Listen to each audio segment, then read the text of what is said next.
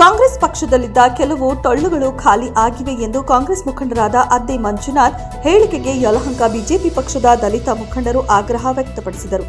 ಇಂದು BJP ಕಚೇರಿಯಲ್ಲಿ ಅವರು ಮಾಧ್ಯಮಗಳ ಜೊತೆ ಮಾತನಾಡಿದರು. ಅದ್ದೆ ಮಂಜುನಾಥ್ ಮತ್ತು ಕೋಗಿಲೆ ವೆಂಕಟೇಶ್ ಅವರ ಹೇಳಿಕೆಗಳನ್ನು ತೀವ್ರವಾಗಿ ಖಂಡಿಸಿದರು. ಕಾಂಗ್ರೆಸ್ ಪಕ್ಷದಲ್ಲಿ ದಲಿತರಿಗೆ ಅನ್ಯಾಯವಾಗುತ್ತಿರುವ ಹಿನ್ನೆಲೆಯಲ್ಲಿ ಅವರು ನಮ್ಮ ಬಿಜೆಪಿ ಪಕ್ಷಕ್ಕೆ ಸೇರ್ಪಡೆಯಾಗಿದ್ದಾರೆ ಎಂದರು. ತಮ್ಮ ಪಕ್ಷದಲ್ಲಿರುವ ಕಾರ್ಯಕರ್ತರನ್ನ ಉಳಿಸಿಕೊಳ್ಳಲು ಆಗದೆ ಟೊಳ್ಳುಗಳು ಎಂದಿದ್ದಾರೆ. ಇದಕ್ಕೆ ಅದ್ದೆ ಮಂಜುನಾಥ್ ಅವರು ಬಹಿರಂಗವಾಗಿ ಕ್ಷಮೆ ಕೇಳಬೇಕು ಎಂದು ಅವರು ಒತ್ತಾಯಿಸಿದರು.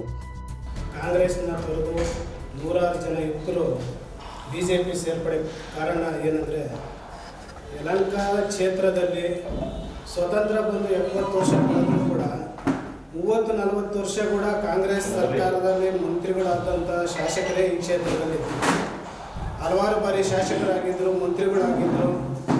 ಏನೂ ಮಾಡಿದಂಥ ಕೆಲಸನ ಇಡೀ ರಾಜ್ಯ ಮತ್ತು ದೇಶದಲ್ಲಿ ನೋಡೋಂಥ ಅಭಿವೃದ್ಧಿ ಏನಾದರೂ ಆ ಯಲಹಂಕ ಕ್ಷೇತ್ರದಲ್ಲಿ ಆಗಿದ್ದರೆ ಅದು ಸನ್ಮಾನ್ಯ ಎಸ್ ಆರ್ ವಿಶ್ವನಾಥ್. ಈ ಕ್ಷೇತ್ರದಲ್ಲಿ ನಾವು ದಲಿತರಿಗೋಸ್ಕರ ರಾಜಕಾರಣ ಮಾಡೋಕ್ಕೆ ಬಂದಿರೋಂಥ ಶಾಸಕರಲ್ಲ.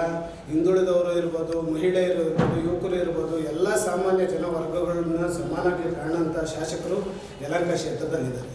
ದಲಿತರಿಗೋಸ್ಕರನೇ ದಲಿತರಿಗೆ ಏನು ಮಾಡ್ಯವ್ರೆ ಅಂತ ಕಾಂಗ್ರೆಸ್ ಅವ್ರ ಮನೆ ಕ್ವಶನ್ಗಳು ಕೇಳ್ತಾ ಇದ್ರು. ದಲಿತರಿಗೋಸ್ಕರನೇ ಅವರು ಈ ಕ್ಷೇತ್ರದಲ್ಲಿ 100 ಕೋಟಿ ಅನುದಾನಗಳನ್ನು ತಂದು, 1000 ಕೋಟಿ ಅಭಿವೃದ್ಧಿ ಯೋಜನೆಗಳನ್ನು ತಂದು, ಕಾಲೋನಿಗಳು ಇವತ್ತೇನಾದರೂ ಅಭಿವೃದ್ಧಿ ಬಂದಿದ್ರೆ ಅದು ಸನ್ಮಾನ್ಯ ಎಸ್ ಆರ್ ವಿಶ್ವನಾಥ್ ಅವರಿಂದ. ಇವತ್ತು ಅವರು ಈ ಕ್ಷೇತ್ರದಲ್ಲಿ ಜಿಲ್ಲಾ ಪಂಚಾಯತಿ ಸದಸ್ಯರುಗಳಿರ್ಬೋದು, ತಾಲೂಕ್ ಪಂಚಾಯತಿ ಸದಸ್ಯರುಗಳಿರ್ಬೋದು, APMC ನಿರ್ದೇಶಕರು ಇರ್ಬೋದು, ಗ್ರಾಮ ಪಂಚಾಯತಿಗಳಲ್ಲಿ 25 ಪಂಚಾಯತಿಗಳಲ್ಲಿ 8 ಗ್ರಾಮ ಪಂಚಾಯತಿ ಅಧ್ಯಕ್ಷರುಗಳನ್ನ ಯಾರಾದರೂ ಮಾಡಿದರೆ ಅದು ಸನ್ಮಾನ್ಯ ಎಸ್ ಆರ್ ವಿಶ್ವನಾಥ್ ಅವರು.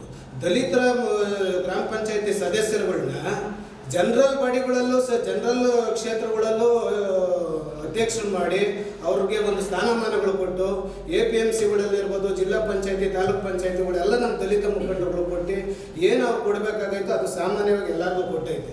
ಈ ಅಭಿವೃದ್ಧಿ ಕೆಲಸಗಳನ್ನ ನೋಡಿ ಹೊಟ್ಟೆ ಕಿಚ್ಚಿನಿಂದ ಈ ಕ್ಷೇತ್ರದಲ್ಲಿರೋಂಥ ಕಾಂಗ್ರೆಸ್ ಮುಖಂಡರು ಶಾಸಕರ ಬಗ್ಗೆ ಇರ್ಬೋದು, ನಮ್ಮ ದಲಿತರ ಬಗ್ಗೆ, ನಾಯಕರ ಬಗ್ಗೆ ಇರ್ಬೋದು, ಅವಳನ್ನೇ ಮಾಡ್ತಾ ಇದ್ದಾರೆ. ಮೊನ್ನೆ ಒಂದು ಸಭೆ ಸೇರಿದ್ವಿ, ದಲಿತ ಮುಖಂಡರು 200 ಜನ ಮುಖಂಡರುಗಳಲ್ಲಿ ಶಾಸಕರಾಗಿ ಬಂದಿರಲಿಲ್ಲ. ಒಬ್ಬ ಸಾಮಾನ್ಯ ದಲಿತನಾಗಿ ಬಂದು ನಮ್ಮ ಜೊತೆ ಊಟ ಆಡಿ, ಡ್ಯಾನ್ಸ್ ಮಾಡಿ, ನಮ್ಮ ಜೊತೆ ಊಟ ಮಾಡ್ಕೊಂಡು ಎಲ್ಲರಂತೆಯೇ ಅವರು ಒಬ್ಬ ಸಾಮಾನ್ಯ ಶಾಸಕರಾಗಿ ಇದ್ದರು. ಅಂಥ ಶಾಸಕರನ್ನು ಪಡೆದಂಥ ನಾವು ದಲಿತರು ನಿಜವಾಗೂ ಯಲಹಂಕ ಕ್ಷೇತ್ರದಲ್ಲಿ ಧನ್ಯರು. ಈ ಕ್ಷೇತ್ರ ಏನಾದ್ರೂ ಮುಂದಿನ ದಿನಗಳಲ್ಲಿ ಅಭಿವೃದ್ಧಿ ಹೊಂದಬೇಕಂದ್ರೆ ಈ ದಲಿತ MLA ವಿಶ್ವನಾಥ್ ಅವರು ಮತ್ತೊಮ್ಮೆ 2028ಕ್ಕೆ ಮತ್ತೊಮ್ಮೆ ಚುನಾವಣೆ ಆಯ್ಕೆ ಆಗ್ತಾರೆ. ಅದರಲ್ಲಿ ಯಾವುದೇ ಅನುಮಾನ ಇಲ್ಲ. ದಲಿತ ಬಂಧುಗಳು ಇವತ್ತೆಲ್ಲ ವಿಶ್ವನಾಥ್ ಅವ್ರ ಪರ, ಬಿಜೆಪಿ ಪರ ಒಂದು ಬದಲಾವಣೆ ಪರ್ವ ಏನು ಬೀಸ್ತಾ ಇದೆ, ಅದು ಮುಂದಿನ ದಿನಗಳಲ್ಲಿ ಕಾಂಗ್ರೆಸ್ ನಾಯಕರಿಂದ ಯಾವುದೇ ರೀತಿ ತಡೆಯಕ್ಕೆ ಸಾಧ್ಯ ಇಲ್ಲ. ಅವರೆಲ್ಲರೂ ಸೀನಿಯರ್ ಲೀಡರ್ಸ್ಗಳು, ZP ಮೆಂಬರ್ ಆಗಿದ್ದಂಥವ್ರು, ತಾಲೂಕ್ ಪಂಚಾಯತಿ ಮೆಂಬರ್ ಆಗಿದ್ದಂಥವ್ರು, ಅಂಥವ್ರು ನಿಮ್ಮ ಪಾರ್ಟಿನಲ್ಲಿ ಉಳಿಸ್ಕೊಳಕ್ಕೆ ನಿಮ್ಮ ಕೈಲಾಗ್ತಾ ಇಲ್ಲ. ಕಾರಣ ನಿಮಗೆ ಗೊತ್ತು ಯಾವ ರೀತಿ ದಲಿತರನ್ನ ನೀವು ನಡೆಸ್ಕೊಂತೀರ ಅನ್ನೋದು ನೋಡಿ. ಹಂಗಾಗಿ ನಿಮ್ಮ ಪಕ್ಷದ ರೀತಿ ನೀತಿಗಳು, ಸಿಸ್ಟಮ್ಗಳೆಲ್ಲ ನೋಡಿ ಬೇಜಾರಾಗಿ ನಮ್ಮ ಪಾರ್ಟಿ ಬರ್ತಾರೆ.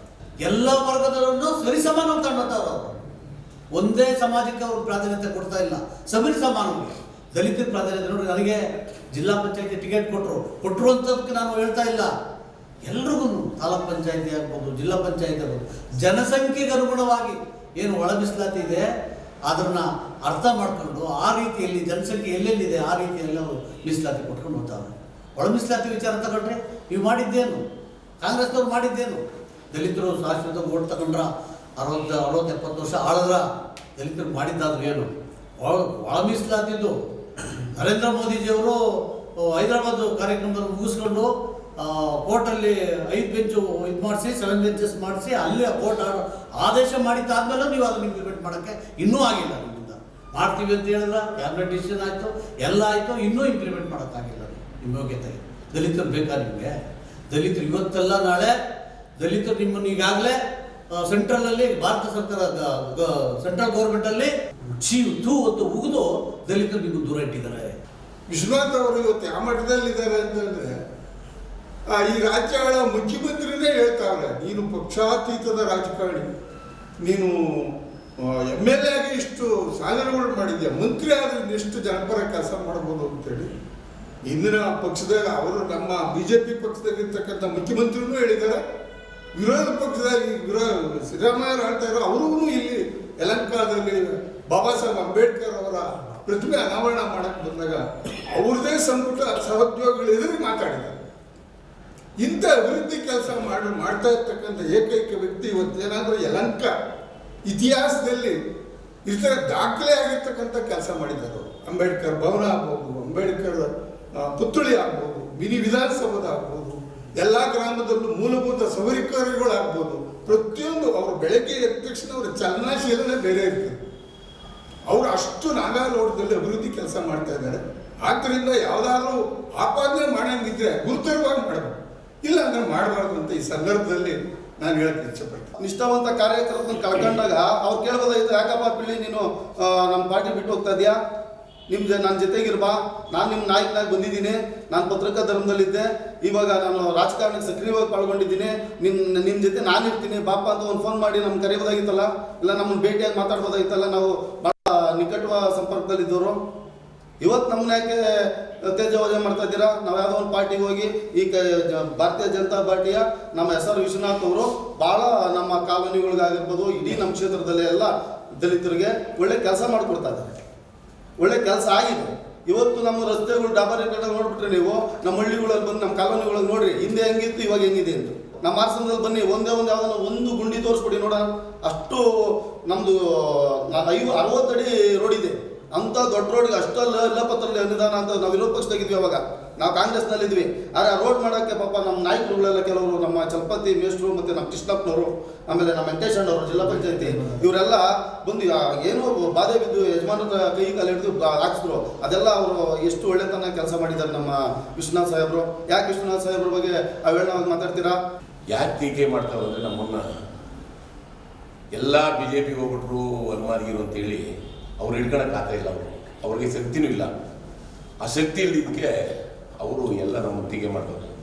ಮನೆ ಪಿಳ್ಳಿ ಸೇರಿದ್ದು ವಿಚಾರದಿಂದ ಈಚೆಗೆ ಇವ್ರು ಸೇರ್ಬೇಕಾದ್ರೆ, ಹಿಂಗೆ ಮಾತಾಡಬೇಕಾದ್ರೆ ಅರ್ಥವಾಗಿ ಮಾತಾಡಬೇಕು. ಯಾರೋ ನಮ್ಮ ವೆಂಕಟೇಶ್ ಇರ್ಬೋದು, ಮಂಜು ಇರ್ಬೋದು. ಮಂಜು ಏನು ಮಾತಾಡಬೇಕು, ಒಂದು ಕಾರ್ಯಕರ್ತ ಒಬ್ಬ ನಡ್ಕೊಬೇಕಾದ್ರೆ ಸುಮಾರು ಕಷ್ಟ ಇಲ್ಲ ಸರ್. ನಮ್ಮ ವೆಂಕಟೇಶ್ ಹೇಳ್ದಂಗೆ ಒಬ್ಬ ಕಾರ್ಯಕರ್ತ ಸೇರಿಸ್ಬೇಕಾದ್ರೆ ತುಂಬಾ ಕಷ್ಟ. ಈಗ ನಾವು ಬಲವಂತ ಮಾಡಿ ಎರ್ಕೊಂಡು ಬರ್ಕತ್ತದ ಆಗಲ್ಲ. ಅವ್ರು ಹೇಳ್ತಾರೆ, ಆ ವಿಜಯ್ ಕುಮಾರ್ ಮಾತನಾಡಿ ವಿಜಯ್ ಕುಮಾರ್ಗೆ ನಮ್ಮ ಕಾಂಗ್ರೆಸ್ಸಿಂದ ಇದು ಮಾಡಿದ್ದಾರೆ ಅಂತ ಹೇಳಿದ್ರು. ಅವ್ರನ್ನ APMC ಅಧ್ಯಕ್ಷರು ಮಾಡೋರು ನಮ್ಮ MLA. ಆಮೇಲೆ ಸುರೇಶ್ ಅಂತೇಳಿ ಅವರಳ್ಳಿ ಸುರೇಶ್ನ ಅವ್ರ ತಾಯಿನ ನಮ್ಮ MLA ಆಗಿರಲಿಲ್ಲ. ಇನ್ನು ಅಂದ ಕಾಲದಲ್ಲೇ ಒಬ್ಬ ಮಾದಿಗೆ ಸಮುದಾಯದಲ್ಲಿ ಅವ್ರನ್ನ ಮೊದಲನೇ ಸಿಗ್ನಾಕ್ನಲ್ಲಿ ಅಧ್ಯಕ್ಷರು ಮಾಡಬೇಕಾದ್ರೆ ನಮ್ಮ MLA. ಇಂಥವೆಲ್ಲ ಇಟ್ಕೊಂಡು ಈಗ ನಮ್ಮನ್ನು ಈಗ ನೆಕ್ಸ್ಟು ಜಿಲ್ಲಾ ಪಂಚಾಯತಿ ಬರೋಕ್ಕೆ ನಾನೇ ಕ್ಯಾಂಡಿಡೇಟು ಎಲ್ಲಿ ಯಲಹಂಕ ಇದು ನಮ್ಮ ಹೆಸರಘಟ್ಟ ಹೋಬಳಿಯಲ್ಲಿ. ಅಂಥವೆಲ್ಲ ನಮ್ಮನ್ನೆಲ್ಲ ಗುರ್ಸ್ಕೊಂಡವ್ರೆ, ನಮ್ಮನ್ನೆಲ್ಲ ಚೆನ್ನಾಗಿ ನೋಡ್ತಾರೆ ನಮ್ಮ MLA ಅವರು. ಅದಕ್ಕಿಂತ ನಮ್ಗೆ ಇನ್ನೇನು ಬೇಕು ಸರ್? ಯಾವ MLA ಕಟ್ಕೊಂಡು ಯಾವ ಪಾರ್ಟಿ ಕಟ್ಕೊಂಡು ಏನು ಹೇಳ್ತೀವಿ? ಅದು ಪಾರ್ಟಿಯಿಂದ ನಮ್ಮ MLA ನಮ್ಮನ್ನು ಗುರ್ಸ್ಕೊಂಡವ್ರೆ, ನಮ್ಮನ್ನೆಲ್ಲ ಪ್ರತಿಯೊಂದು ಕರೀತಾರೆ, ಎಲ್ಲ ಹೊಂದಿಸ್ತಾರೆ. ದಲಿತರಿಗೆ ಏನು ಕೊಡ್ತು ಕಾಂಗ್ರೆಸ್ ಹಂಗಂದ್ರೆ? ಅವರು ಅತ್ತೆ ಮಂಜು ಹೇಳ್ತಾರೆ. ಅತ್ತೆ ಮಂಜು ಏನು ಹೇಳ್ತಾರೆ ಅಂದರೆ, ಇವತ್ತು ದಲಿತರಿಗೆ ನಾವು ಜಮೀನು ಕೊಟ್ಟಿದ್ದೀವಿ, ಸೈಟ್ ಕೊಟ್ಟಿದ್ದೀವಿ, ಎಲ್ಲ ಕಡೆ ಮಂಜೂರು ಮಾಡಿದ್ದು ನಾವೇ ಅಂತ ಹೇಳ್ತೀವಿ. ಅದೇ 60 ವರ್ಷ ನಿಮ್ಗೆ ಓಟ್ ಕೊಟ್ರಲ್ಲಪ್ಪ, ನೀವೇನು ಕೊಟ್ರಿ? ಅರ್ಧ ಎಕರೆ ಭೂಮಿ, 1 ಎಕರೆ ತುಂಡು ಭೂಮಿ, ಅದು ಬಿಟ್ಟು ಏನು ಕೊಟ್ಟಿದ್ದೀರ ನೀವು?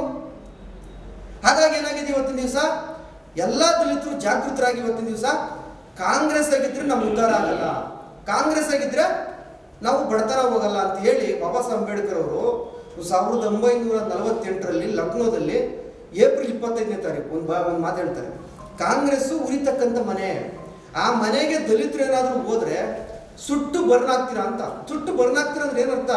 ನೀವು ಅಭಿವೃದ್ಧಿ ಆಗಲ್ಲ ಅಂತ. ದಲಿತರು ಇವತ್ತಿನ ದಿವಸ ನಿಮಗೆ ನೀವು 60 ವರ್ಷ ಮತ ಬ್ಯಾಂಕ್ ಆಗಿದ್ರಲ್ಲ, ಅವಾಗ ಟೊಳ್ಳಾಗಿರ್ಲಿಲ್ಲ ಇವರು. ಇವಾಗ ಯಾವಾಗ ದಲಿತರಿಗೆ ಜಾಗೃತಿ ಆಯಿತು, ಆ ಜಾಗೃತಿ ಬಂದ ನಂತರ ಅವ್ರು ಟೊಳ್ಳಾದ್ರು ಅಂತಕ್ಕಂಥ ಅವರು ಏನು ಹತಾಶೆ ಒಳಗಾಗಿದ್ದಾರೆ, ಅದನ್ನು ನಿಜವಾಗ್ಲೂ ಕೂಡ ನಾವು ಇದನ್ನು ಖಂಡಿಸ್ತೀವಿ. ಅದ್ಯ ಮಂಜುನಾಥ್ ಅವರು ದಲಿತರನ್ನ ಏನು ಟೊಳ್ಳು ಅಂತ ಹೇಳಿದ್ರು, ಅದನ್ನು ಇಡೀ ದಲಿತ ಸಮುದಾಯಕ್ಕೆ ಮಾಡಿರ್ತಕ್ಕಂಥ ಅವಮಾನ. ಅವ್ರು ದಯವಿಟ್ಟು ಕ್ಷಮೆ ಕೇಳಬೇಕು ಈ ಮಾತಲ್ಲಿ ಒಂದು. ಆಮೇಲೆ ಇನ್ನೊಂದು ಮಾತಾಡಿದ್ದಾರೆ ಅದ್ಯ ಮಂಜು ಅವರು, ದಲಿತರು ಮಾರಾಟದ ವಸ್ತು. ದಲಿತರು ಯಾವತ್ತಪ್ಪ ಮಾರಾಟ ಆಗಿದ್ರು? ಕಾಂಗ್ರೆಸ್ ಇವತ್ತು ನಿಮ್ಗೆ ಗೊತ್ತಿರ್ಬೋದು, ಇವತ್ತು ಈ ಕ್ಷೇತ್ರದಲ್ಲಿ ಇವತ್ತು ಈ ರಾಜ್ಯದಲ್ಲಿ ಕಾಂಗ್ರೆಸ್ ಸರ್ಕಾರ ಇದೆ. ಈ ಕಾಂಗ್ರೆಸ್ ಸರ್ಕಾರಕ್ಕೆ ದಲಿತರ ಕೊಡುಗೆ ಏನು? ಕಾಂಗ್ರೆಸ್ ಸರ್ಕಾರ ದಲಿತರಿಗೆ ಏನು ಕೊಡುಗೆ ಕೊಟ್ಟಿದೆ ಅಂತ ದಲಿತ ಲೀಡರ್ಗಳನ್ನ ಕಾಂಗ್ರೆಸ್ ಪ್ರಾಡಕ್ಟ್ ಅಂತ ಹೇಳ್ತಾರೆ. ಯಾರನ್ನ? ಚಕ್ನಳ್ಳಿ ವೆಂಕಟೇಶು, STD ಮೂರ್ತಿ, ಲಿಂಗಳ್ಳಿ ವೆಂಕಟೇಶು, ಆಮೇಲೆ ನಮ್ಮ ಮುಂದಾಸಪ್ಪ, ನಮ್ಮ ಪಿಳ್ಳಿ, ಈಗ ಸಂಬಂಧಪಟ್ಟಂಗೆ ಇವರೆಲ್ಲರ ಹೆಸರು ಹೇಳ್ಬಿಟ್ಟು ಕಾಂಗ್ರೆಸ್ ಪ್ರಾಡಕ್ಟ್ ಅಂದ್ರೆ ಏನ್ ಸರ್ ಅರ್ಥ? ದಲಿತರು ಕಾಂಗ್ರೆಸ್ಗೋಸ್ಕರ ಕಾಂಗ್ರೆಸ್ ಓಟಕ್ಕೆ ಹುಟ್ಟಿದ್ವಿ ನಾವು, ನೀವೇ ಯೋಚನೆ ಮಾಡಿ. ಹಾಗಾಗಿ ದಯಮಾಡಿ ಅದೇನು ದಲಿತರು ಕಾಂಗ್ರೆಸ್ ಪ್ರಾಡಕ್ಟ್ ಅಂತ ಏನು ಹೇಳಿದ್ರಿ ಅದನ್ನ ದಯಮಾಡಿ ನೀವು ಕ್ಷಮೆ ಕೇಳೋಕೆ ಮಾತಾಡಿ. ನೀವು ದಲಿತರು ಕಾಂಗ್ರೆಸ್ ಓಟಕ್ಕೋಸ್ಕರ ಹುಟ್ಟಿಲ್ಲ ನಾವು. ಯಾಕೆಂದ್ರೆ ದಲಿತರು ಕೂಡ ಇವತ್ತು ಜಾಗೃತಿ ಆಗಿದೆ, ಮತದಾನ ಏನು ಅಂತಕ್ಕಂಥದ್ದು ಗೊತ್ತಾಗಿದೆ. ಇವತ್ತು ಒಂದು ಓಟಿನ ಬೆಲೆ ದಲಿತರಿಗೆ ಗೊತ್ತಾಗಿರೋದಕ್ಕೆ ಇವತ್ತು ಅವ್ರ ಅಭಿವೃದ್ಧಿ ಹೊಂದ್ತಾ ಇರೋದು. ನಾನು ಹೇಳ್ತೀನಿ ಕೇಳಿ, ಇವತ್ತಿನ ದಿವಸ 60 ವರ್ಷ ನೀವೇನು ಮಾಡಿದ್ದೀರಿ ಕ್ಷೇತ್ರದಲ್ಲಿ ಅಭಿವೃದ್ಧಿನಲ್ಲಿ, ಸನ್ಮಾನ್ಯ SR ವಿಶ್ವನಾಥ್ ಅವರು ಕನಿಷ್ಠ ಇವಾಗ ಎಷ್ಟಾಯ್ತು 17 ವರ್ಷದಲ್ಲೇ ಅವರೆಲ್ಲವನ್ನು ಮಾಡಿದ್ದಾರೆ. 17 ವರ್ಷದ ಎಲ್ಲವನ್ನು ಮಾಡಿದ್ದಾರೆ. ಈಗ MLA ಇವಾಗ ಬಸವಲಿಂಗಪ್ಪ ಸತ್ತೋದ್ಮೇಲೆ MLA ಪ್ರಸನ್ನ ಕುಮಾರ್ ಆದರು. ಪ್ರಸನ್ನ ಕುಮಾರ್ ಆದಾಗ ಕೂಡ ಈ ಕ್ಷೇತ್ರದಲ್ಲಿ ಲಕ್ಷಾಂತರ ಎಕರೆ ಗೌರ್ಮೆಂಟ್ ಲ್ಯಾಂಡ್ ಇತ್ತು. ಆ ಗೌರ್ಮೆಂಟ್ ಲ್ಯಾಂಡ್ ಅನ್ನು ನೀವು MLA ಆದಾಗ ಯಾಕೆ ಮಂಜೂರು ಮಾಡಲಿಲ್ಲ? ಫಾರಂ 50-53 ಹಾಕಿದ್ರು. ಆ 50-53 ಯಾಕೆ ಮಂಜೂರು ಮಾಡಲಿಲ್ಲ ನೀವು? ಇವತ್ತೇನಾದ್ರೂ ಕೂಡ ನೀವು ಹೇಳ್ತೀರ ನಾವು ಕೊಟ್ಟಿದ್ದೀವಿ ಭೂಮಿ ಅಂತ.